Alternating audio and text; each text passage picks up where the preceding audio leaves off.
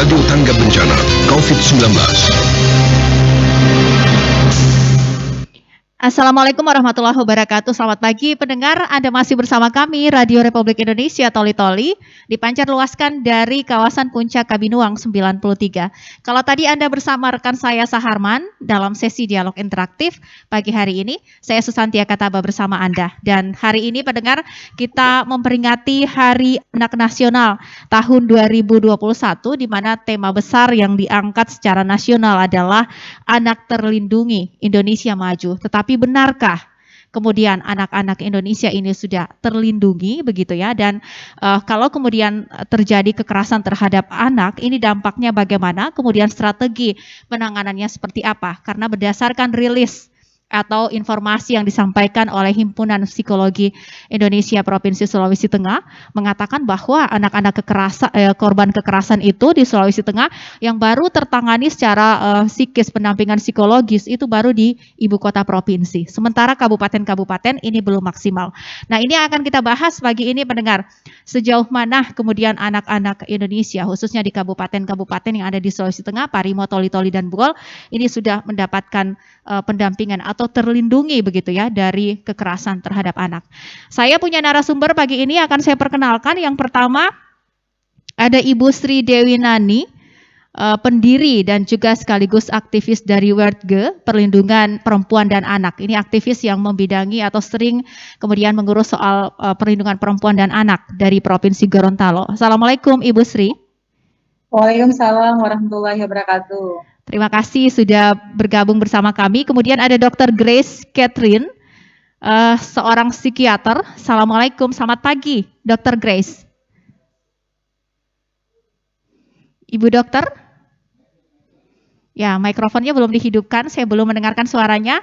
Ibu Grace tadi sudah tersambung ya. Kemudian saya punya... Ya, selamat pagi. Selamat pagi Mbak Susan, selamat pagi. Baik, terima kasih sudah bergabung bersama kami di RRI. Kemudian ada Pak Ronald Lamaming juga, Kasih Perlindungan Kekerasan Terhadap Anak, Dinas Perlindungan Perempuan dan Anak Kabupaten Toli Toli. Selamat pagi Pak Ronald. Baik, terima kasih sudah bergabung bersama kami. Kemudian ada Ibu Irma juga, Kasih Perlindungan Perempuan dan Anak Kabupaten Buol dan Dr. Manu Burn. Ini sudah bergabung juga ya Ibu Irma dan Pak Dokter? Ya. Ya, terima kasih banyak sudah bergabung bersama kami. Baik, mungkin saya akan mulai terlebih dahulu dengan Ibu Sri ya, dari praktisi atau pengamat perlindungan anak begitu dan perempuan. Ini kalau melihat data Bu, kita tahu bahwa tema besar yang diangkat pada puncak Hari Anak Nasional 2021 adalah Anak Terlindungi Indonesia Maju. Sudahkah anak-anak kita terlindungi saat ini, Ibu Sri, kalau dari pengamatan Anda? Ya, terima kasih Mbak. Kalau melihat dengan fenomena yang saat ini terjadi, memang untuk mengatakan bahwa seluruh anak terlindungi itu belum 100% seperti itu. Karena nyatanya di dalam untuk realitas sehari-hari kita masih melihat begitu banyak laporan-laporan yang masuk kepada kami. Kenapa ini menjadi persoalan bahwa tidak semua terlindungi? Karena ketika orang berbicara untuk memberikan perlindungan kepada anak, masih banyak yang menyerahkan itu sepenuhnya kepada pemerintah. Padahal untuk melindungi anak itu bukan semata-mata hanya berharap kepada pemerintah, tetapi harus semua stakeholder yang berhubungan untuk bagaimana menyelamatkan anak bangsa itu harusnya dilibatkan. Baik itu NGO, baik itu stakeholder dari pihak OPD sendiri, kemudian dari pihak media, kemudian dari pihak organisasi-organisasi perempuan dan anak itu harus dilibatkan seperti itu, Mbak. Baiklah, ini kemudian fakta di lapangan begitu. Tapi kalau melihat fakta-fakta di lapangan ini yang paling sering anak-anak menerima kekerasan seperti apa bentuknya, Ibu Sri? Saya melihat bahwa mungkin di masing-masing daerah itu agak berbeda. Karena ketika kami sendiri untuk di Kabupaten Gorontalo, antar satu kecamatan itu berbeda bentuk kasus kekerasan. Sehingga perlu ada sebuah mapping untuk membuat yang mana kecamatan itu masuk kekerasan seksual, ada yang satu kecamatan itu lebih tinggi kasus kekerasan itu adalah fisik, ada yang masuk yang lebih tinggi itu adalah kasus psikologis. Nah, ini memang agak berbeda masing-masing kecamatan. Sehingga untuk melakukan intervensi terhadap penanganan itu harus berdasarkan data. Kenapa harus berdasarkan data? Karena masing-masing untuk daerah itu yang berbeda, penanganannya juga harus lebih berbeda. Contoh misalnya ketika ada anggaran desa yang ada diamanahkan untuk teman-teman kepala desa, maka bukan hanya sekedar memberikan penanganan, tetapi di dalam melakukan pencegahan.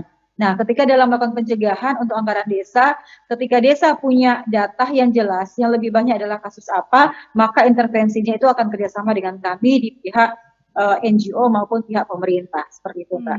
Baiklah, artinya ini hampir semua bentuk kekerasan masih dialami oleh anak-anak, baik seksual, kemudian mental dan lain sebagainya, begitu ya, Ibu Sri? Iya. Baiklah, saya kemudian ke Pak Dr. Mano Bern, selaku peneliti begitu kekerasan terhadap anak dan perempuan. Kalau dari peneliti sendiri Pak Dr. Mano, ini Anda menilai samakah dengan Ibu Sri bahwa bicara soal kekerasan terhadap anak saat ini justru lebih banyak diserahkan ke pemerintah begitu, Pak Dokter? Selamat pagi, Mbak ya. Jadi memang fenomena kekerasan pada perempuan dan anak ya.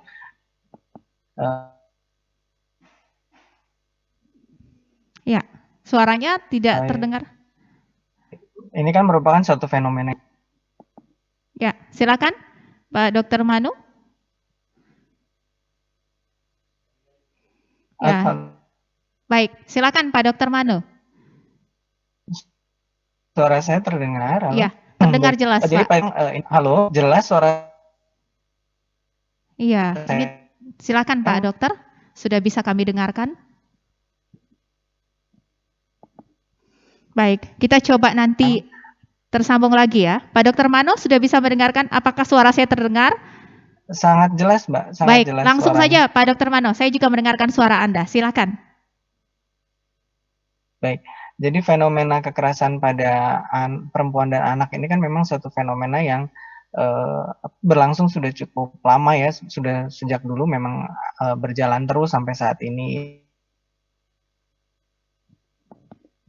Iya. Ya. Tapi yang perlu dilihat adalah memang terkait dengan baiklah, kita sepertinya agak kesulitan begitu ya untuk tersambung dengan Pak Dr. Mano. Pak Dokter, kita benahi dulu nanti komunikasi bersama Pak Dokter ya. Lihat dari ya, kami benahi dulu komunikasi bersama dengan Pak Dr. Mano, nanti kita lanjutkan kembali. Saya mau melihat data dulu untuk mungkin bisa dikaji oleh Ibu Dr. Grace. Saya mau ke Pak Ronald Lamaming terlebih dahulu. Kasih perlindungan kekerasan terhadap anak DP3A Toli-Toli. Pak Ronald, kalau tadi kata Ibu Sri Dewi bahwa masih meningkat kekerasan terhadap anak secara umum begitu. Tapi kita mau lihat data. Untuk Toli-Toli bagaimana? Kalau gambaran yang bisa disampaikan Pak Ronald. Ya, terima kasih Bu Santi. Salam sehat semua teman-teman. Salam untuk pendengar RRI dimanapun Anda berada, kita semua berada. Semoga sampai dengan saat ini kita masih tetap sehat walafiat di tengah masa pandemi ini. Ya, Bu Santi. Ya, silakan Pak. Untuk data-data kekerasan kekerasan secara umum begitu ya, anak-anak di Toli itu bagaimana trennya Pak? Kemarin kami mengambil data dari Dinas Sosial bahwa ada tren peningkatan 2 tahun terakhir di masa pandemi, Pak Ronald. Tetapi spesifiknya bisa digambarkan, Pak Ronald? Ya, kalau untuk data di Toli-Toli, pelaporan yang masuk di kantor kita ke Dinas Pemberdayaan Perempuan dan Perlindungan Anak Kabupaten Toli-Toli, memang dari 2019, 2020 sampai dengan 2021 saat ini trennya agak naik. Di 2021 saat ini per Juni kasus yang sudah kita tangani itu sudah ada 14 kasus. Ini per Juni, belum akhir sampai dengan tahun ini. Nah, kita berharap sampai dengan akhir tahun ini sudah tidak ada lagi pelaporan-pelaporan, tapi ini sangat tidak mungkin terjadi karena melihat situasi dan kondisi yang terjadi di lapangan saat ini, seperti yang disampaikan oleh Ibu Dewi tadi, memang kalau untuk Toli-Toli, kasus-kasus yang terjadi itu memang kita harus melakukan mapping atau pemetaan atau pembagian wilayah kasus-kasus itu. Misalnya aja kasus yang terjadi di tiap kecamatan itu lain-lain, beraneka ragam. Nah, jadi dengan cara seperti itu kita bisa tahu yang di kecamatan ini cara seperti apa yang harus ditangani. Apakah itu melakukan pendekatan atau pendampingan secara hukum. Karena masing-masing kecamatan beda-beda kasusnya, Bu Santi. Oke. Kalau untuk yang paling meningkat yang paling tinggi ini kasus kekerasan yang seperti apa, Pak Ronald? Apakah pelecehan seksual atau kekerasan lainnya untuk wilayah Toli-Toli? Untuk wilayah Toli-Toli yang masuk di laporan di kantor kita di Dinas Pemberdayaan Perempuan dan Perlindungan Anak, untuk sekarang saat ini pemenuhan hak anak. Pemenuhan hak anak. Karena memang terjadi peningkatan perceraian yang sangat signifikan untuk kasus yang kita tangani ini. Baiklah, orang tua bercerai kemudian anak-anak menjadi korban. Ini menjadi masalah juga begitu ya, Pak Ronald. Untuk Toli-Toli ada 14 kasus sampai Juni. Nanti saya lanjutkan lagi ke Pak Ronald. Kita mau bicara data dulu. Kita coba lihat di Kabupaten Buol bersama Ibu Irmawati. Ibu Irmawati ini Kepala Seksi Perlindungan Perempuan dan Anak DP3A Kabupaten Buol. Ibu Irma, kalau untuk di Toli-Toli kan pemenuhan hak anak yang tinggi begitu. Kalau di Buol bagaimana gambarannya, Bu Irma? Ya. Ini belum terdengar suaranya ya, Bu? Ya, terima kasih. Assalamualaikum warahmatullahi wabarakatuh. Sudah kedengaran, Ibu? Ya, silakan Ibu Irmawati. Ya, baik. Kalau untuk di Kabupaten Buol berbeda dengan Kabupaten Toli-Toli, Bu ya. Kalau di Toli-Toli mungkin hanya 14 kasus per Juni, dari Januari sampai Juni 2021. Namun di Buol ini lumayan meningkat, hampir 2 kali lipat sampai 3 kali lipat. Kita sampai bulan Juni 2021 sudah menangani 62 kasus. Yang itu yang resmi dilaporkan. Seperti itu. Dan untuk anak yang banyak masuk ini adalah pelecehan seksual atau kekerasan seksual yang kami tangani. Jadi dari Januari sampai bulan Juni itu persetubuhan ada 12 kasus, kemudian perbuatan cabul ada 10 kasus, sampai ada pemerkosaan yang mengakibatkan korban meninggal atau pembunuhan itu ada 1 kasus. Seperti itu, Ibu. Baik, ini gambaran di Kabupaten Buol. Kemudian Ibu Irma, bagaimana pendampingan yang diberikan kepada korban begitu, korban kekerasan? Karena menjadi sorotan dari psikolog pagi tadi dalam wawancara RRI bahwa saat ini pendampingan di daerah-daerah ini minim, khususnya pendampingan psikologi begitu bagi mereka mantan atau anak-anak korban kekerasan begitu, Bu Irma. Ya, alhamdulillah di Kabupaten Buol untuk tahun ini kami bekerja sama dengan psikolog klinis dari psikolog Cahaya Hati di Palu, karena kami minta maaf di Kabupaten Buol belum ada yang namanya psikolog klinis. Tapi tahun ini kami kerjasama, dan setiap ada kasus yang memang harus membutuhkan pemeriksaan psikologis kepada korban, khususnya anak, itu kami sudah lakukan. Alhamdulillah sudah hampir 10 kasus lebih yang kami berikan layanan pemeriksaan psikologis, Ibu. Oke, ini pendampingannya psikologis saja kah atau ada metode pendampingan lain yang sudah dilakukan, Bu, untuk mereka, karena mengingat tren yang di Buol ini cukup tinggi kekerasan seksualnya? Ya, kalau kami di Buol khususnya P3A Kabupaten Buol ada beberapa layanan yang kami berikan kepada korban. Yang pertama itu adalah layanan pendampingan, yaitu kita mendampingi korban ketika melapor di Polres dan memberikan trauma healing. Kemudian karena kita juga ada Satgas PPA, Ibu, jadi ketika ada kasus, Satgas itulah yang langsung turun lapangan untuk mencari data atau penjangkauan kasus, kemudian itu dilimpahkan ke kami. Setelah dari kami, baru kami koordinasikan dengan pihak Polres atau Polsek, dan kami akan mendampingi pada saat BAP, kemudian layanan kesehatan juga kami berikan, termasuk masalah visum dan USG gratis, dan layanan kesehatan lainnya. Dan ada bantuan hukum juga, apabila korban memang membutuhkan bantuan hukum atau pengacara, kami menyiapkan, Ibu. Baiklah. Sampai tingkat persidangan. Baik, ditahan di situ dulu Ibu Irma. Sebelum saya ke Dr. Grace, saya mau ke Dr. Manu selaku peneliti. Dr. Manu, ini suara saya sudah bisa didengarkan? Dr. Mano? Iya, baik. Ini belum bisa tersambung ya. Saya kemudian ke Ibu Dr. Grace. Bu Dokter, ini tadi sudah didengarkan bahwa ternyata di masa pandemi COVID-19 kita ini mengalami kekerasan seksual, kekerasan terhadap anak yang lumayan tinggi begitu ya. Tema kita anak terlindungi Indonesia maju, tetapi pada kenyataannya kita belum bisa meraih ini. Nah, sebenarnya kalau dari psikiater sendiri Bu, pendampingan seperti apa yang harus kita berikan? Mereka terus menjadi korban kekerasan, tetapi kita tidak ingin tentu setelah itu tidak ada pendampingan yang spesifik, yang maksimal, yang dilakukan kepada anak-anak korban kekerasan ini, Dr. Grace. Ya, baik. Tadi kita sudah mendengar ya dari Toli-Toli, Bu, dan sepertinya juga ini menjadi kasus yang dialami di Indonesia, bahwa ternyata dari data kekerasan pada anak itu terjadi peningkatan, terutama di era pandemi ini juga, ya.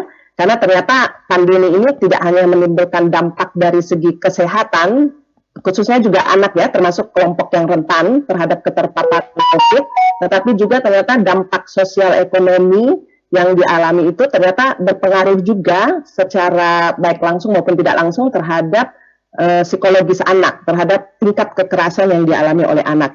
Jadi memang di sini untuk mengatasi kekerasan pada anak ini kita tidak bisa sendiri ya, tetapi harus jalan bersama-sama secara berkolaborasi antara baik medis, kesehatan maupun pihak-pihak multisektoral ya yang terkait. Saya kira Komisi Perlindungan Anak, ada dukungan dari pemerintah pusat, pemerintah daerah, bagaimana melakukan pencegahan ya terhadap kekerasan pada anak dan juga pendampingan bila kemudian sudah terjadi kekerasan pada anak. Ya, saya pikir perlu ada penguatan dalam keluarga ya untuk mencegah terjadinya kekerasan pada anak itu. Jadi masyarakat perlu diedukasi bagaimana sebenarnya bagaimana mencegah, mengenali kekerasan, bentuk-bentuk kekerasan pada anak, sehingga bisa dilakukan pencegahan terhadap hal itu, saya kira. Ya. Kalau kita melihat data yang disampaikan di Buol dan Toli-Toli, termasuk tadi dari Ibu Dewi di Gorontalo terjadi peningkatan. Ini kalau kita kaji dari aspek psikologisnya begitu, di era pandemi kemudian kekerasan meningkat. Ini apa yang bisa kita kaji secara bersama supaya nanti ini bisa menjadi bahan referensi bagi dinas-dinas untuk kemudian melakukan upaya pencegahan, Dr. Grace? Iya ya, karena jadi pada masa pandemi ini tentu saja keluarga di sini juga terkena dampak secara sosial ekonomi, misalnya ya secara dampak sosial ekonomi pada keluarga, yaitu bisa saja mempengaruhi pendapatan keluarga ya, pendapatan keluarga, tuntutan pengasuhan yang semakin meningkat. Sebagai contoh misalnya kan sekarang pengasuhan orang tua itu dituntut untuk bagaimana di rumah harus mendampingi anak belajar. Kemudian selain itu ada tuntutan juga dalam hal pekerjaan, work from home. Jadi itu menimbulkan stresor di dalam keluarga-keluarga.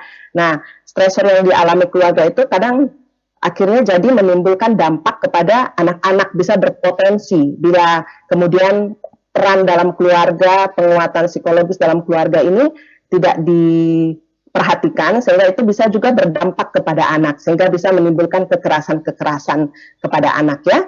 Terus kemudian juga karena sistem pandemi mulai kita harus berhadapan dengan gadget untuk mengajar anak-anak terpapar dengan gadget. Nah, itu juga berpotensi kepada bisa ada kekerasan secara online, perundungan online ya, yang seperti itu. Jadi anak-anak akan berhadapan dengan gadget, misalnya mereka membuka informasi baik yang positif dan negatif, ya itu yang negatif ini yang bahaya ya buat anak-anak. Baik. Saya kira begitu. Baiklah, itu tadi gambaran awal yang kita dengarkan dari sejumlah narasumber pendengar. Ada Ibu Dewi, kemudian Dr. Grace, Pak Ronald, dan Ibu Irmawati. Kita masih mencoba untuk menghubungi peneliti, ada Pak Dr. Mano. Tetapi saya buka line interaktif bagi Anda pada peringatan Hari Anak Nasional tahun 2021 ini dengan tema Anak Terlindungi Indonesia Maju. Kira-kira apa yang harus dilakukan secara bersama untuk menekan kasus kekerasan terhadap anak? Karena dari data yang disampaikan di Kabupaten Toli-Toli dan Buol ini meningkat drastis di era pandemi. Untuk Buol sendiri bahkan kasus kekerasan seksual ini yang paling tinggi. Nah, apa pendapat Anda pendengar? Bagaimana kemudian kita berupaya untuk mencegah ini, seperti apa caranya begitu ya yang bisa Anda sampaikan, opini Anda silakan di 0852 4248 6001, sekali lagi 0852 4248 6001. Kita akan jeda terlebih dahulu, Ibu Dewi, Dr. Grace, Pak Ronald dan Ibu Irmawati, kami akan kembali sesaat lagi, pastikan tetap bersama kami.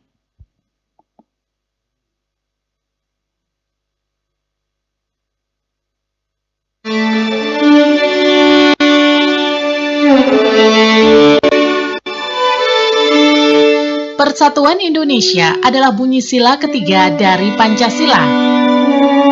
Kini jiwa persatuan itu diuji. Rasa empati, kepedulian, dan kebersamaan terpanggil dengan adanya pandemi corona. Jika kita pernah bertanya, apa yang bisa kita berikan untuk bangsa ini? Kinilah saatnya dengan di rumah saja, dengan menjaga kesehatan, menjaga kebersihan, dan tetap produktif. Di rumah aja. Di rumah aja. Di rumah saja. Di rumah saja. Di rumah aja. Di rumah saja. Di rumah aja. Di rumah aja. Di rumah aja. Di rumah aja. Di rumah aja. Di rumah aja. Di rumah aja. Di rumah saja, gerakan sederhana namun memberikan sumbangsi besar bagi bumi pertiwi.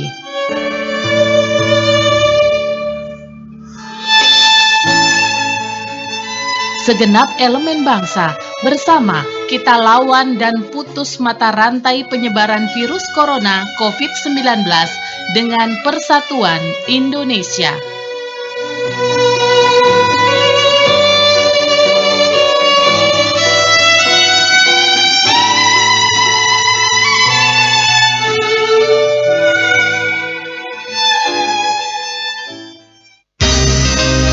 RRI, Radio Tangga Bencana, COVID-19. Terima kasih pendengar, Anda masih bersama kami Radio Republik Indonesia Toli-Toli dalam sesi dialog interaktif Lintas Pagi Toli-Toli, Buol dan Parimo. Edisi hari ini kita memperingati Hari Anak Nasional tahun 2021. Saya menantikan Anda di 0852 4248 6001 dan sambil menunggu Anda untuk bergabung, saya ke Ibu Dewi selaku aktivis perlindungan perempuan dan anak.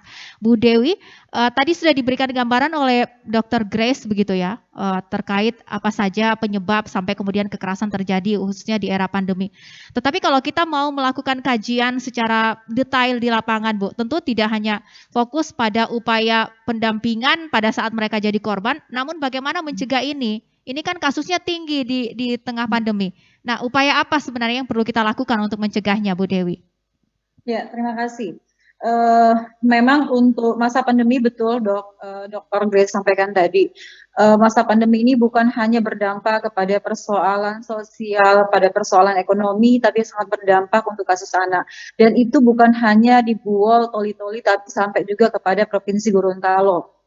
Nah, bisa kita lihat dengan data yang ada itu, biasanya untuk sampai Januari sampai Desember itu ada 87 kasus. Ketika di bulan Juni kemarin itu sudah mau masuk 58 sekian kasus. Nah, artinya bahwa masa pandemi ini membuka peluang baru untuk beberapa kasus-kasus terhadap kekerasan untuk anak. Nah, saya setuju ketika kita berbicara tentang masalah anak ini bukan hanya pada persoalan untuk penanganan, tetapi mulai dari pencegahan, mulai dari pemenuhan sampai pada perlindungan. Jadi 3 paket ini sangat penting untuk berbicara tentang anak. Nah, kalau kami melakukan ini untuk di daerah Kabupaten Gorontalo adalah bagaimana sinergi program. Sinergi program itu kita lakukan dengan membuat sebuah inovasi yaitu disebut dengan GCCS 2P. Di GCCS 2P ini adalah Gorontalo Care Child Society, di mana seluruh elemen yang tergabung di dalam pemenuhan, perlindungan, dan pencegahan itu masuk di situ. Yang pertama, kami mengupayakan dalam bentuk pencegahan itu seluruh satgas yang ada di seluruh desa untuk di Kabupaten Gorontalo itu sudah diberikan pelatihan terhadap bagaimana penanganan untuk masalah anak. Kemudian yang kedua adalah bagaimana seluruh desa yang ada di daerah itu punya komitmen dalam mewujudkan DKLA atau desa layak anak. Karena untuk menjadikan desa layak anak tentunya punya beberapa prosedur-prosedur. Yang pertama, apakah desa itu memberikan ruang buat anak? Apakah di desa itu punya puskesmas ramah anak dan sebagainya. Tetapi Ibu Dewi, ini adalah konsep-konsep yang dibangun begitu ya untuk mencegah kekerasan terhadap anak. Tetapi bagaimana penerimaan di lapangan, Bu Dewi? Karena tadi juga kami buka opini publik, ada juga pendapat publik yang mengatakan bahwa kekerasan ini sebenarnya sudah lama begitu. Kita punya undang-undang juga tentang kekerasan terhadap anak, tetapi nyatanya juga masih tetap meningkat kasusnya. Nah, ini bagaimana agar konsep-konsep yang disampaikan tadi ini bisa lebih kuat diterima dan kemudian ini bisa berdampak pada meminimalisirnya berkurangnya kasus kekerasan ini, Bu Dewi? Iya, makanya seperti saya sampaikan tadi, tidak hanya bergerak untuk satu OPD misalnya untuk Dinas Pemberdayaan Perempuan dan Anak, tetapi misalnya dengan melibatkan Pemdes misalnya, karena mereka punya desa, kami nggak bisa masuk untuk program yang di desa tanpa ada izin dari mereka. Nah, dengan bentuk pencegahan itu dilakukan oleh Pemdes dengan menggerakkan lewat misalnya RPJMdes desa, di mana untuk masalah anggaran perlindungan pencegahan itu masuk untuk penganggaran yang ada di desa. Baiklah. Kemudian juga Mbak, seperti kemarin itu kami untuk jaksa itu ada satu jaksa yang kita berikan sebagai duta, yaitu jaksa sayang anak, kemudian polisi sahabat anak. Di mana ketika mereka kita jadikan sebuah duta, maka untuk penanganan terhadap kasus anak itu lebih cepat penanganan dibandingkan dengan belum kita berikan mereka sebagai duta untuk anak. Baiklah. Nah, saya mau tanyakan ke Pak Ronald, apakah konsep-konsep seperti ini sudah dijalankan, Pak, untuk toli-toli begitu, atau sebenarnya apa yang menjadi kendalanya sampai kemudian tren peningkatan kasus ini terjadi terus, Pak Ronald?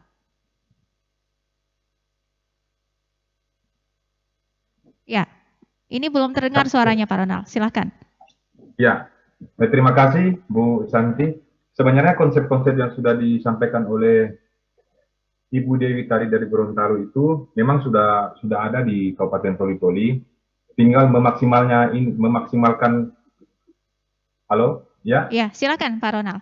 Untuk memaksimalkan pelayanan-pelayanan seperti ini yang memang perlu ada penetrasi terhadap orang-orang yang sudah kita tunjuk di bagian tersebut.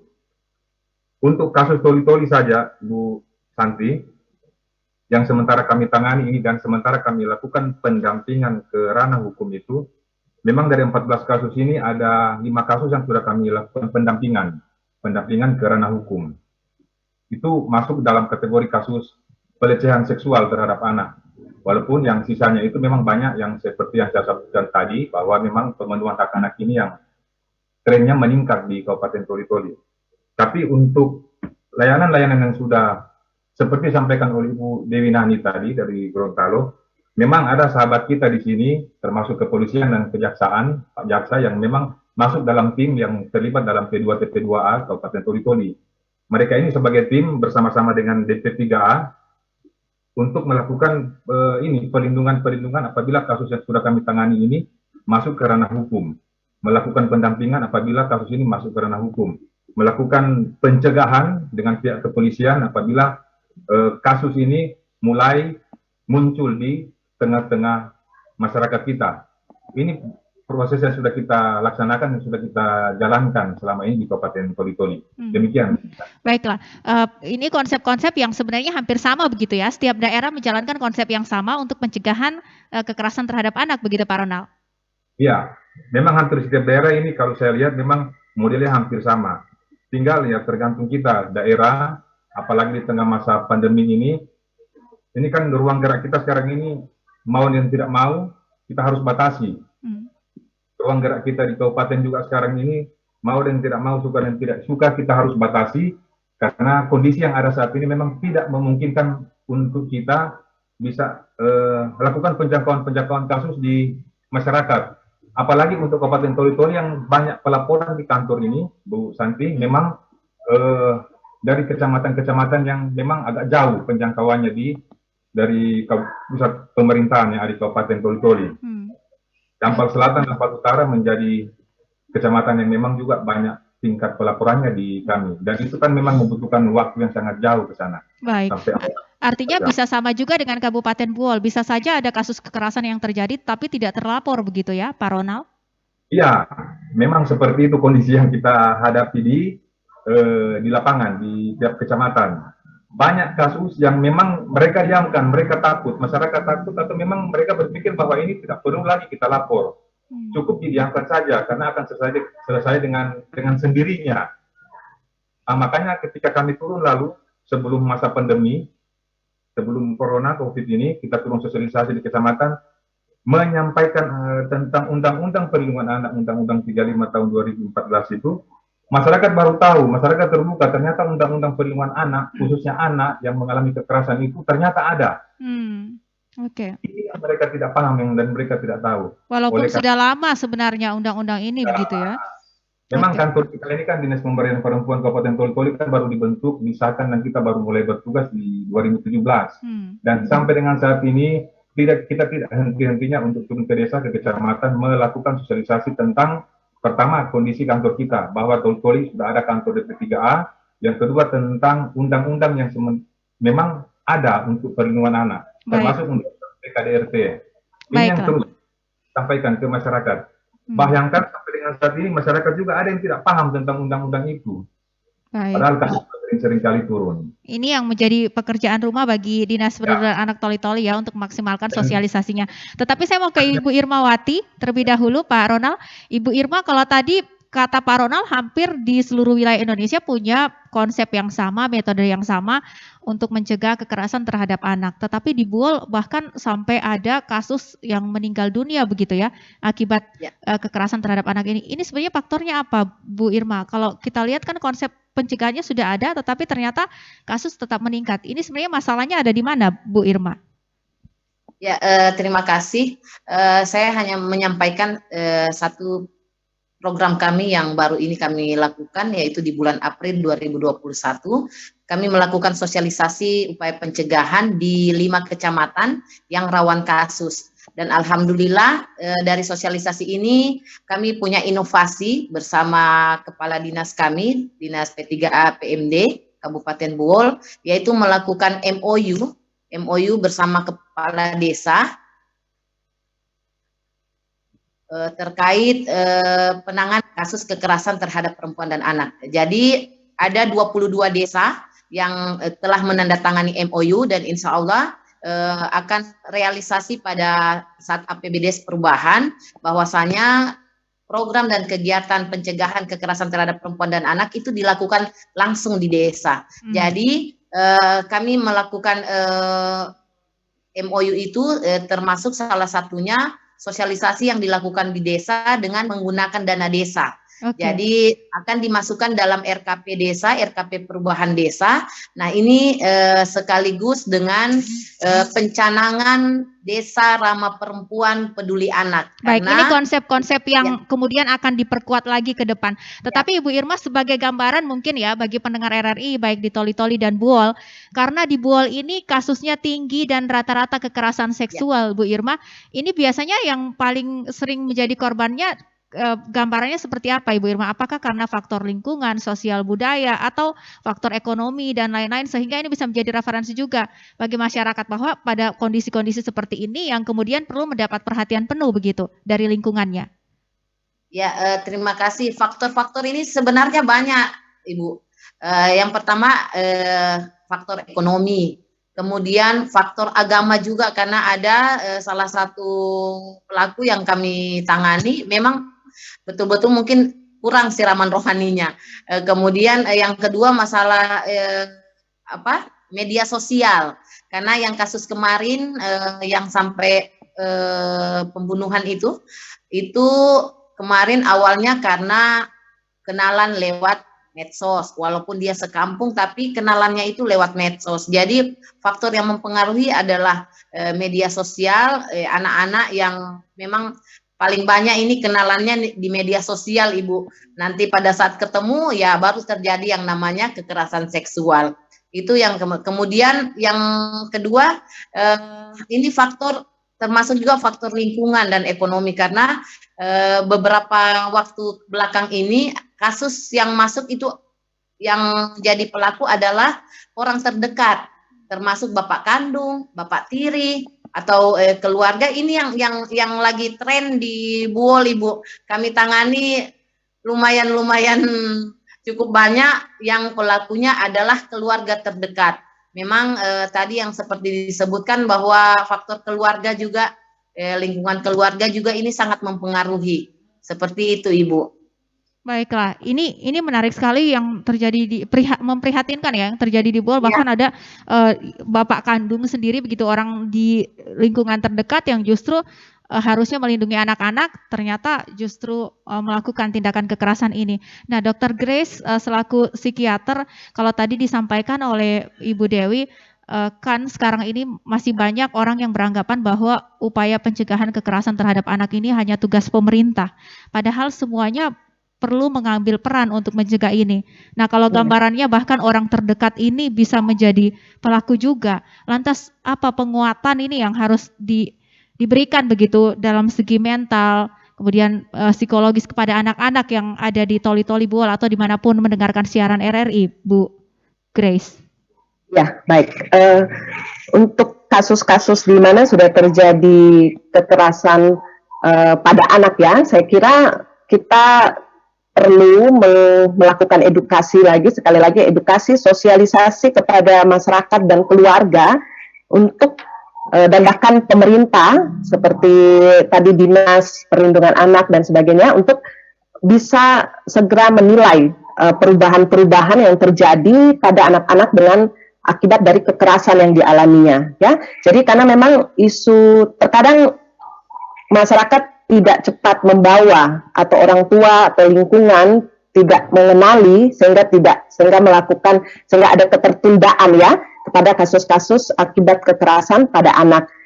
Jadi itu yang saya rasa perlu kita perhatikan untuk memberikan edukasi dan pengenalan kepada keluarga bahkan lingkungan masyarakat untuk segera membawa anak-anak akibat kekerasan ini pada layanan-layanan kesehatan mental ya, karena kadang juga kita berbicara mengenai kesehatan mental, kita berbicara mengenai stigma ya, kadang stigma pada kesehatan mental di masyarakat itu masih agak tinggi karena ketidaktahuan, jadi ada perasaan merasa malu atau tabu atau ya malu ya untuk membawa anak-anak korban kekerasan ini kepada fasilitas akses pelayanan kesehatan. Jadi saya rasa itu harus jadi perhatian karena kalau kita biarkan atau penundaan yang lama ini akan sangat berpengaruh pada aspek pertumbuhan perkembangan daripada anak itu sendiri ya, baik secara fisiknya maupun secara psikologisnya ke depan. Baik. Saya pikir begitu. Ya. Nah, Ibu Grace, kalau tadi kita mendengarkan program-program yang kemudian dilaksanakan di setiap daerah itu hampir sama, melibatkan instansi-instansi pemerintah desa sampai ke tingkat bawah. Perlukah kemudian ada program yang khusus begitu kepada anak-anak? Bagaimana mereka mencegah supaya mereka tidak menjadi korban kekerasan? Karena dari gambaran di Kabupaten Buol bahkan ayah kandung pun bisa menjadi pelaku gitu, sehingga anak-anak mau tidak mau harus memproteksi dirinya sendiri begitu. Bu Grace. Ya, betul sekali ya. Jadi memang anak-anak ini makanya peran orang tua, peran sekolah, peran pendidikan ini kepada anak-anak perlu kita bekali dengan ya misalnya khususnya dalam kita bicara tentang kekerasan secara seksual ya. Jadi kita perlu memberikan pendidikan kepada anak-anak itu ya tentu saja disesuaikan dengan tahap umur ya, pengertian pemahaman mereka terkait masalah seksual. Kita berbicara seksual bukan berbicara ya seperti yang saya bilang tadi dari sesuai dengan umurnya sehingga mereka misalnya ketika mereka kita beri pengertian bahwa ini loh kamu punya bagian tubuh yang privasi yang tidak boleh disentuh oleh orang lain. Nah, ketika ada orang lain yang menyentuh berarti orang itu bermaksud jahat, kamu harus teriak atau kamu harus lari atau cepat memberitahu ayah, ibu, orang tua, guru begitu ya, supaya anak-anak itu mengerti. Jadi sehingga saya rasa supaya kita bisa secara dini mengetahui apa yang terjadi pada anak. Karena kalau anak tidak diberikan edukasi, mereka akan mengira bahwa hal itu sesuatu yang wajar untuk mereka terima. Saya pikir begitu. Dan ini berpengaruh pada karakter anak, begitu mereka bisa lebih kuat memproteksi dirinya secara mental, juga tidak takut melaporkan atau mengadu, karena biasanya kan dari gambaran-gambaran kasus yang ada ancaman dan lain-lain sehingga mereka takut begitu untuk melaporkan. Ya, betul sekali Mbak Susan ya. Jadi supaya mereka juga tidak takut berbicara, tidak merasa malu, sehingga kita bisa segera melakukan terapi atau perbaikan atau rehabilitasi pada anak-anak akibat kekerasan ini. Baiklah, kemudian saya ke Ibu Dewi. Nah, Ibu Dewi ini tadi kalau disampaikan Ibu Grace cukup menarik. Tentu kita tidak ingin yang menjadi konsep kita hanya bagaimana lingkungan-lingkungan ini kemudian bisa memberikan perlindungan. Karena pada kenyataannya bahkan lingkungan terdekat pun sekarang ini bisa dikatakan sudah kurang aman untuk anak-anak. Karena beberapa kasus justru orang-orang terdekatlah yang melakukan kekerasan ini. Lalu bagaimana yang perlu kita berikan pendidikannya kepada anak-anak, Bu? Sudah maksimalkah selama ini dari pengamatan Ibu, atau perlu ada upaya lain dari dinas terkait untuk memberikan informasi kepada anak-anak kita, Bu Dewi? Iya, kan setiap daerah itu kan punya gugus tugas KLA. Dalam gugus tugas KLA itu kan ada peran dari seluruh OPD, baik itu misalnya untuk kalangan dinas PU sendiri, bagaimana perannya untuk pembangunan infrastruktur untuk gedung-gedung ramah anak. Nah, kalau yang tadi mungkin lebih kepada Dinas Pendidikan dan Kebudayaan. Nah, kalau kami sendiri itu udah ada MOU dengan Dinas Pendidikan dan Kebudayaan untuk membuat kurikulum terhadap pengenalan seks sejak usia dini. Jadi masing-masing itu punya pembelajaran reproduksi sesuai dengan umurnya. Kalau untuk PAUD apa yang diajarkan, untuk SD apa, SMP apa. Benar Dr. Grace sampaikan tadi. Pada hakikatnya korban-korban yang mengalami kekerasan seksual, rata-rata mereka tidak terlalu paham terhadap persoalan untuk pengenalan untuk masalah seks. Nah, inilah yang dilakukan oleh pihak-pihak lembaga-lembaga pendidikan. Nah, kalau ini sudah dilakukan, maka mereka akan tahu dengan siapa dan pelakunya seperti apa, mereka sudah mulai deteksi dini. Kemudian yang berikut, libatkan forum anak, baik di tingkat desa sampai tingkat kabupaten. Karena biasanya forum anak itu kan menjadi 2P, pelopor dan pelapor. Nah, mereka akan menjadi sebagai sahabat mereka untuk melakukan apa yang mereka bisa bantu sebagai laporan-laporan yang bisa dilaporkan kepada kami, dan mereka jadi pelopor bagaimana memberikan informasi-informasi edukasi kepada teman-teman sebaya mereka, Bu. Baiklah, ini yang perlu diperkuat untuk saat ini begitu ya, Ibu Dewi. Ya. Tetapi saya akan jeda terlebih dahulu. Kita sudah hampir di penghujung kebersamaan dalam peringatan Hari Anak Nasional untuk hari ini begitu ya. Nanti saya akan minta statement akhir dari masing-masing narasumber, termasuk nanti Ibu Grace mungkin bisa memberikan statement akhirnya soal kira-kira dampak apa yang bisa terjadi begitu kalau kemudian kita tidak mampu memproteksi peningkatan kasus kekerasan terhadap anak, karena tagline-nya adalah Anak Terlindungi Indonesia Maju. Nah, ini kemudian kita akan bicara di bagian akhir nanti dampaknya seperti apa ya kalau kemudian kasus ini dibiarkan, sehingga bisa menjadi referensi untuk kita semua. Namun sebelum kita masuk ke sana, kita akan jeda terlebih dahulu. Pastikan tetap bersama kami. Tidak perlu takut secara berlebihan dengan yang namanya virus corona. Karena virus corona dari data yang saya terima, 94% lebih penderitanya dapat disembuhkan. Jadi sebetulnya musuh terbesar kita saat ini adalah bukan virus itu sendiri, tapi rasa cemas, rasa panik, rasa ketakutan, dan berita-berita hoax serta rumor. Kita sebenarnya harus yakin dengan fakta, informasi, solidaritas bersama, dan gotong royong. RRI, Radio Tangga Bencana, COVID-19.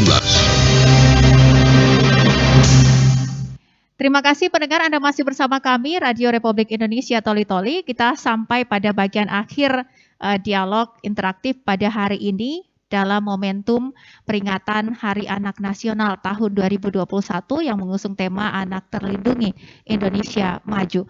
Dan di bagian akhir saya akan mulai terlebih dahulu dengan Ibu Irmawati. Ibu Irmawati, apa yang ingin Anda sampaikan kepada masyarakat khususnya di Kabupaten Buol atau dimanapun mendengarkan RRI pada momentum Hari Anak Nasional, Bu, tahun 2021 ini?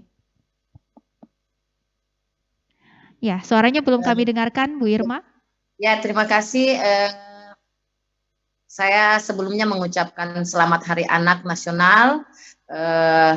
Semoga di tahun ini atau tahun-tahun berikutnya anak-anak tetap kita bisa lindungi, dan semoga kasus yang terjadi khususnya di Kabupaten Buol ini bisa kita perkecil, dan mari kita bersama-sama menjaga anak-anak kita untuk terhindar dari yang namanya kekerasan terhadap anak, dan mari kita bersama memberikan pelayanan, apalagi khusus kepada instansi dan lembaga terkait. Mari kita bersama-sama untuk melindungi anak Indonesia khususnya di Kabupaten Buol. Terima kasih, Ibu. Baiklah, kemudian ke Pak Ronald, silakan Pak Ronald. Ini apa yang kemudian ingin disampaikan oleh Dinas Perlindungan Anak Kabupaten Toli-Toli dalam peringatan Hari Anak Nasional? Ya, suaranya saya belum dengarkan, Pak Ronald. Ya, silakan. Ya, mewakili teman-teman dan Kepala Dinas Pemberdayaan Perempuan dan Perlindungan Anak Kabupaten Toli-Toli, kami mengucapkan selamat Hari Anak Nasional.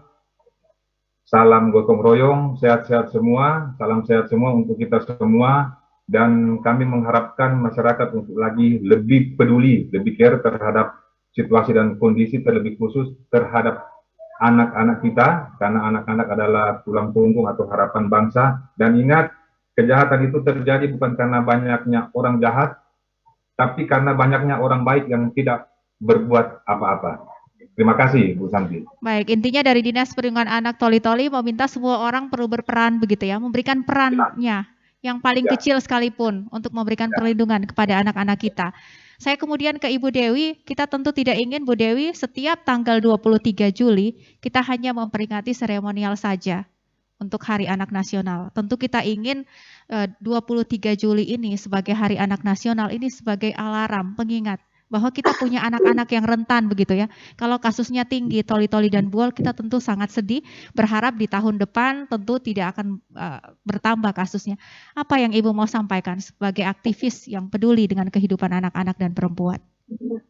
Ya, saya setuju Mbak, bahwa Hari Anak Nasional itu bukan hanya sebagai momen seremonial yang diperingati setiap tahun, tetapi Hari Anak Nasional itu harus menjadi sebuah isu besar untuk menjadi isu strategis nasional.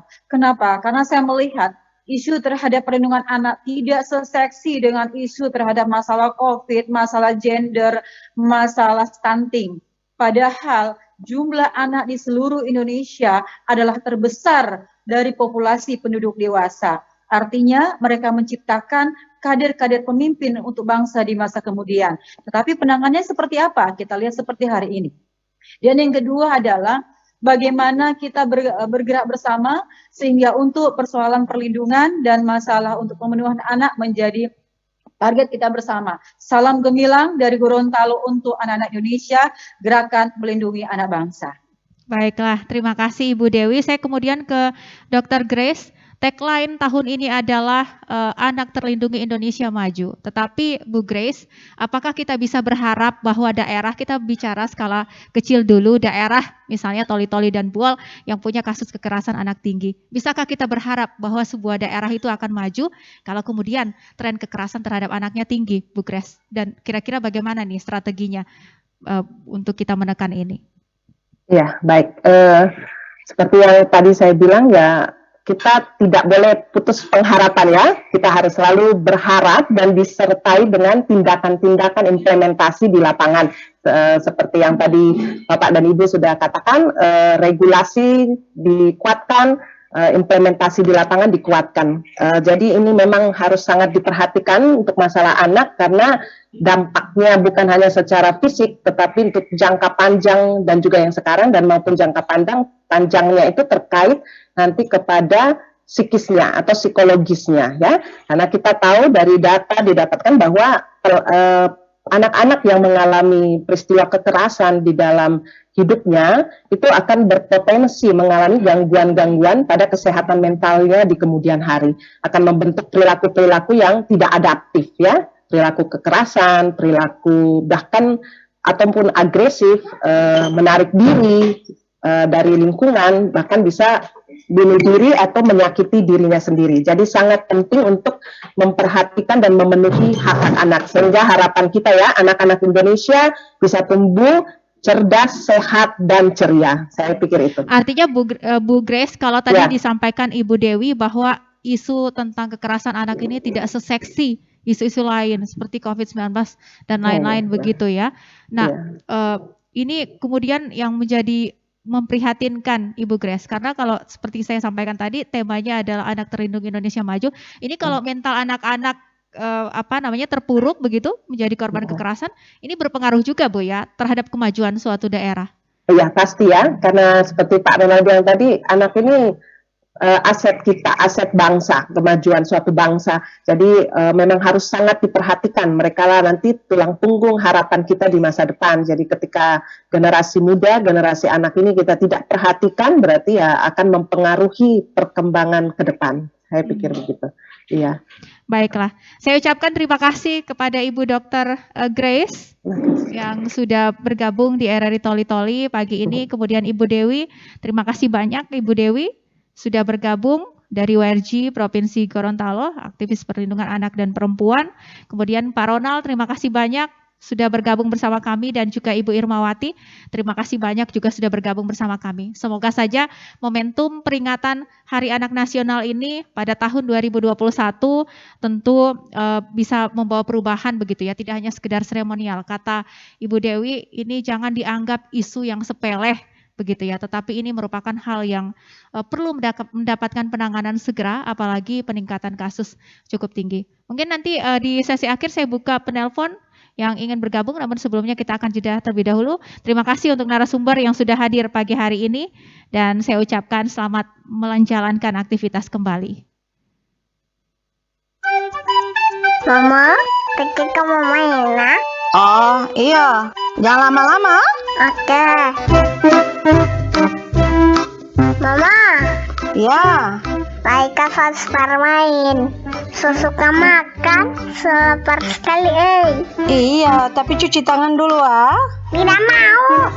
Tidak boleh begitu sayang. Nanti suruh masuk virus. Virus itu apa, Mama? Virus itu kuman. Kuman? Apalagi itu, Mama? Kuman itu kotoran sayang. Kan Tilaika ada bermain. Kalau tidak bersih, nanti Tilaika mau sakit.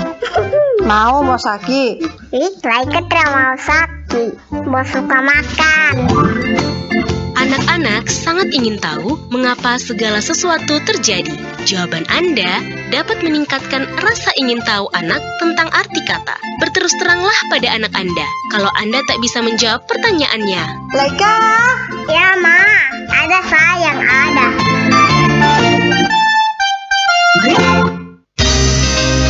RRI, Radio Tangga Bencana, COVID-19.